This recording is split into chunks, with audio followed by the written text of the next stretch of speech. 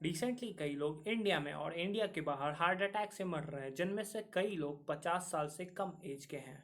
मायो clinic के एक research में ये पाया गया कि ज़्यादातर हार्ट पेशेंट में एक सेम सिम्टम्स पाया गया है कि उनके हार्ट क्लोटिंग में वही बैक्टीरिया पाया जाता है जो हमारे मुंह में पाया जाता है। ज़्यादातर सीवियर पेशेंट के केस में ये देखा गया कि उन पेशेंट ने हार्ट अटैक से पहले अपना डेंटल सर्जरी करवाया था। जानता हूँ आपके मन में ये क्वेश्चन ज़रूर आया होगा कि आखिर हमारे मुंह से हमारा हार्ट का क्या कनेक्शन है।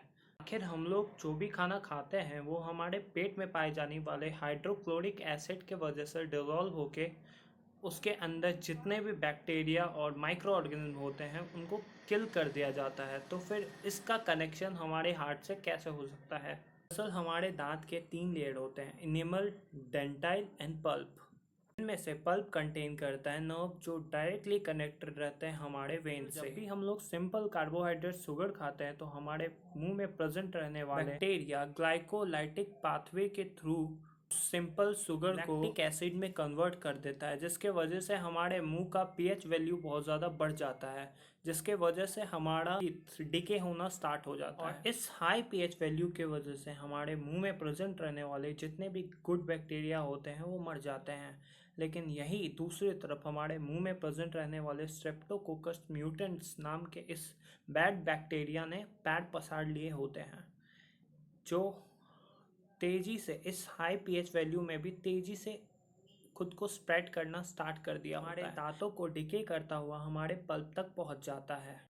और अगर आपने ड्यूरिंग दिस प्रोसेस किसी डेंटल सर्जरी को परफॉर्म किया है तो इस बैक्टीरिया के लिए मज़े ही मज़े, क्योंकि ये ईज़िली आपके नर्व के थ्रू आपके ब्लड वेसल तक पहुंच जाता है। दरअसल इस बैक्टीरिया को ये इतनी जल्दी रिप्रोड्यूस होने की इतने हाई पीएच वैल्यू में होने के बावजूद पावर मिलती है चिपचिपा पॉलीमर, ग्लूकोज पॉलीमर म्यूटेंट्स बनाने की वजह से, जिसके वजह से ये आपके दांतों के ऊपर एक चिपचिपा सा कोट बना देता है, जिसके थ्रू ये ईज़िली आपके दांत में सर्वाइव कर सकता है। और अगर ड्यूरिंग दिस पीरियड आप अगर मीठा खाना अवॉइड भी करें तो फिर भी ये बैक्टीरिया ईज़िली से सर्वाइव कर सकता है, क्योंकि ये बैक्टीरिया का खाना है का दांत।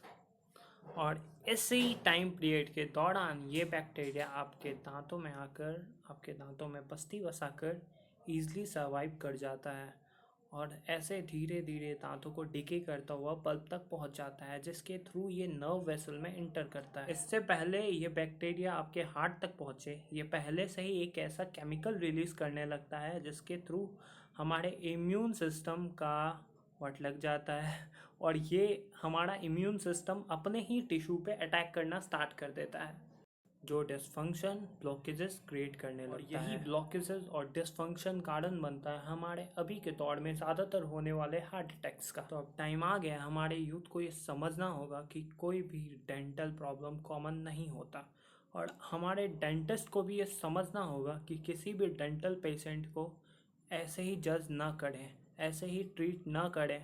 अगर ज़्यादातर उस केस में देखना ज़रूरी है जिस पे केस में पेशेंट का कोलेस्ट्रॉल लेवल हाई हो, क्योंकि उस केस में हार्ट अटैक्स के चांस बहुत ज़्यादा बढ़ जाते हैं। Thank you, stay tune and bye bye.